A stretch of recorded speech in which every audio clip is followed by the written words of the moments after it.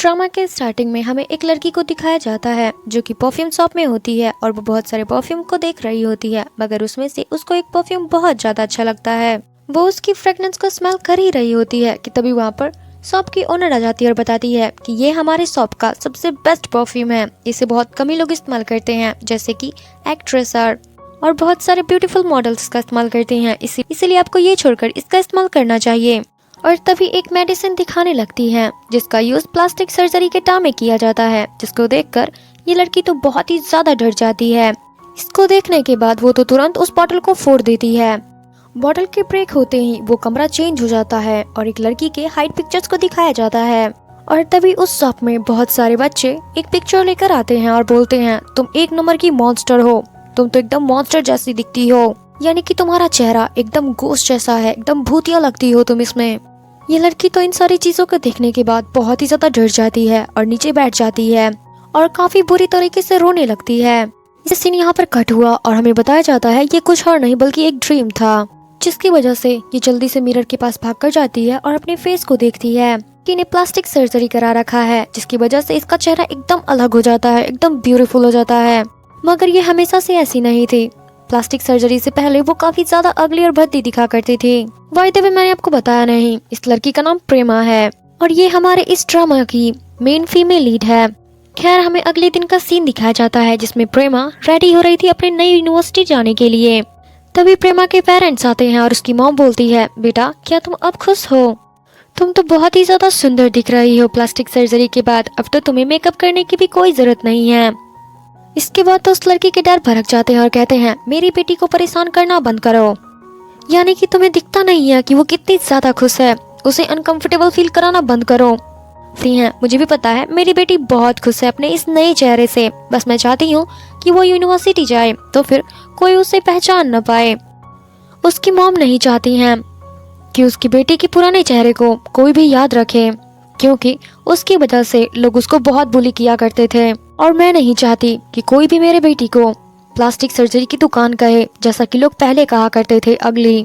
फिर प्रेमा अपने mom dad से कहती है कि मॉम डैड प्लीज आप फिक्र मत करो मेरी, मैं अपने मॉम डैड को बोलती है कि मॉम डैड प्लीज आप मेरी फिक्र करना बंद करो, क्योंकि मैं अपने इस नए चेहरे से बहुत खुश हूँ और सब कुछ होगा आपसे, क्योंकि यहाँ पर मुझे कोई नहीं पहचानने वाला, क्योंकि ये सारे जगह से बहुत ही ज्यादा दूर आ चुके हैं। यहाँ पर ना कोई मुझे जानता है और ना ही मैं किसी को बताऊंगी कि मैंने प्लास्टिक सर्जरी करवा रखा है, अब मुझे कोई बुली नहीं करेगा। इसके बाद प्रेमा के डैड बोलते हैं, वेरी गुड बेटा, वैसे तुम मुझे बताओ कि तुम अपने इस नए फेस को कितने मार्क्स दोगी। इसके बाद प्रेमा अपने चेहरे को बहुत गौर से देखती है और वो उसकी हर एक चीज, यानी कि आईज, नोज, चिक्स, हेयर, वो एकदम परफेक्ट था, जिसकी वजह से वो उसको स्कोर देती है। पता है कितना? वो 100 आउट ऑफ 85 देती है, क्योंकि उसको आदत होता है किसी भी चीज को देखने के बाद वो उसको स्कोर दिया करती है कि वो चीज कितनी ज्यादा परफेक्ट है। ये सारी बातें होने के बाद प्रेमा की मॉम बोलती है कि मैं नहीं चाहती तुम्हारे पुराने स्कूल के कोई भी स्टूडेंट तुम्हारे इस नए स्कूल में, यानी कि कोई भी तुम्हें यहाँ पर पहचान सके। अगर ऐसा हुआ तो सब लोग तुम्हें फिर से बुली करना स्टार्ट कर देंगे। फिर प्रेमा की मॉम कहती हैं कि अपना ध्यान रखना कि तुम्हारे पुराने स्कूल का कोई भी स्टूडेंट तुम्हारे इस नई यूनिवर्सिटी में तुम्हें पहचान न ले, क्योंकि अगर कुछ ऐसा होता है तो वो सारे लोग तुम्हें बुली करना स्टार्ट कर देंगे। फिर प्रेमा कहती है, मॉम आप फिक्र मत करो, जो होगा सो देखा जाएगा। इसके बाद बेटा तुम कंफर्म हो ना कि तुम्हारे इस न्यू यूनिवर्सिटी में कि कोई भी पुराना स्कूलमेट नहीं मिलेगा? तो फिर प्रेमा कहती है, हाँ डैड, मैंने पूरी सर्चिंग कर ली है, मेरे इस न्यू स्कूल में, यानी कि मेरे नई यूनिवर्सिटी में मेरा कोई भी पुराना क्लासमेट नहीं है। फिर प्रेमा अपने पेरेंट्स के पास आती है, उन दोनों का हाथ पकड़ती है और कहती है, थैंक यू डैड, आपने हमेशा सपोर्ट करने के लिए। अब आप देखना, मैं कभी भी आपको डिसअपॉइंट नहीं करूंगी, मैं बहुत हार्ड वर्क करूंगी, बहुत अच्छे से स्टडी करूंगी और एक बहुत बड़ी परफ्यूमर बनूंगी। ये सुनने के बाद उसके पेरेंट्स तो उस पर बहुत ही ज्यादा प्राउड फील कर रहे थे। फिर उसकी मॉम कहती हैं, बेटा मैं तो चाहती थी कि तुम कभी भी किसी की बातों का बुरा मानकर अपनी लाइफ के बारे में मत सोचो। बेटा मैं चाहती हूँ कि तुम कभी भी किसी और की बातों का सुन करके डिसअपॉइंट मत होना। मैं चाहती हूँ तुम खुलकर जियो, किसी से भी ना डरो और तुम्हें लोगों की बातें सुनने की जरूरत नहीं है। लोग तो मजाक उड़ाते ही हैं, उनका काम है करना। तुम्हें सिर्फ अपनी खुशी का ध्यान रखना है, ना कि दूसरे के बारे में। और अपने ड्रीम्स के लिए बहुत हार्ड वर्क करना। जिसको सुनने के बाद प्रेमा को अपने पास्ट का सीन याद आने लगता है, जहाँ पर प्रेमा सीढ़ी पे बैठी होती है और कुछ बुक पढ़ रही होती है और वहाँ पर उससे कोई भी बात नहीं कर रहा होता है, क्योंकि सारे लोग उसको जब तक वो अगली अगली कहते रहते थे। तभी वहाँ पर एक लड़का आता है। हमें इस लड़के का फेस तो नहीं दिखाया गया कि ये कौन है, मगर वो लड़का कहता है कि तुम जैसी लड़की भी परफ्यूम को पसंद कर सकती है क्या। उस लड़के की बात सुनकर प्रेमा तो बहुत ही ज्यादा शॉक हो जाती है और सोचती है, क्या मैं अगली हूँ तो क्या मुझे परफ्यूम पसंद नहीं होगा। ये बात सुनने के बाद वो काफी ज्यादा हर्ट हुई थी। सीन प्रेजेंट में आता है और प्रेमा अपनी मॉम को कह रही होती है कि मॉम आप फिक्र मत करो, अब मैं पहले जैसी नहीं रहूंगी, मैं किसी भी फालतू आदमी की बातों पर नहीं जाऊंगी, मुझे अपने करियर के बारे में सोचना है, अपने ड्रीम्स को पूरा करना है, मुझे किसी से कोई फर्क नहीं पड़ता।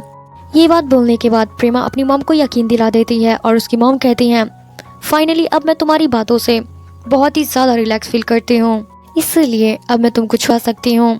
वैसे मैंने सारी चीजें जो भी तुम्हारी जरूरत की हैं वो सब चीज लाकर रख दिया है, तब भी अगर तुम्हारे पास कोई चीज अर्जेंटली नहीं होता है तो तुम मुझे कॉल करना, मैं तुम्हारे पास आ जाऊंगी और वो सामान भी लेकर आ जाऊंगी। अगर नहीं मिले तो कोई बात, तुम अपने पड़ोसी से ले सकती हो, बिकॉज मैंने तुम्हारे नेबर से बात कर ली है सारी चीजों के बारे में। पर प्रेमा कहती है, मॉम फिक्र मत करो यार, मैं ऐसा कभी फील होने नहीं दूंगी आपको, मैं अपनी सारी चीजों का बहुत अच्छे से ध्यान रखूंगी, क्योंकि मैं अपने काम को अच्छी तरीके से करना जानती हूँ और मैं किसी की मदद लेने वाली नहीं हूँ अब। और इसके बाद उसकी मॉम उसको हक करती हैं और फिर उसके डैड के साथ अपने घर चली जाती हैं। अब हमें नेक्स्ट सीन दिखाया जाता है जिसमें प्रेमा अपने न्यू यूनिवर्सिटी में होती है। वो जब एंटर कर रही होती है तो एक उम्मीद, और वो जब अब सब कुछ अच्छा होगा मेरी लाइफ में, फिर वो अपने क्लास में जाती है और एंटर करते अपने सारे क्लासमेट्स को देखती है, जिसमें से हमें 3 स्पेशल लड़कों को दिखाया गया है, जिसमें से पहले का नाम है मॉक और दूसरे का नाम है फिम और वही तीसरे वाले का नाम है जेरी। बिल्कुल सेम नाम है इसकी शक्ल की तरह। फिर वो लड़का मॉक के पिक्चर को देख करके बोलता है, यार तुम तो बहुत ही अच्छा पिक्चर क्लिक करते हो, तुम तो पक्का एक दिन फोटोग्राफर बनोगे बहुत बड़े, इसलिए क्या तुम प्लीज मेरी गर्लफ्रेंड के इवेंट में मेरी फोटोग्राफी करने आ जाओगे ना। फिर मॉक हंसने लगता है और बोलता है, जिस लड़की को तुम अपनी गर्लफ्रेंड कर रहे हो वो तुम्हारी आइडल है, जो तुम्हें भाव तक नहीं देती है। फिर पीछे से जेरी भी बोलता है, यार रियलिटी में आ जा। फिर मॉक बोलता है, देखा जेरी कितना ज्यादा समझदार है, अब तू भी समझ जा, जेरी हमारी इस क्लास का सेकंड स्मार्टेस्ट लड़का है, ऐसे ही थोड़ी नहीं ये तुरंत समझ जाता है मेरी बात।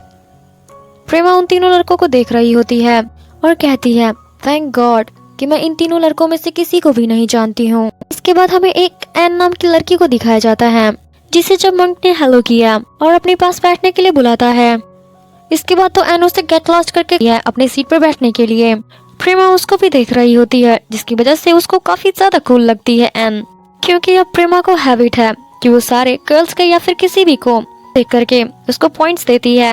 इसलिए प्रेमा ने एन के पूरे फेस को नोटिस किया और उसे 75 स्कोर दिया। हमें थोड़ी देर के बाद एक मिनी नाम की लड़की को दिखाया जाता है।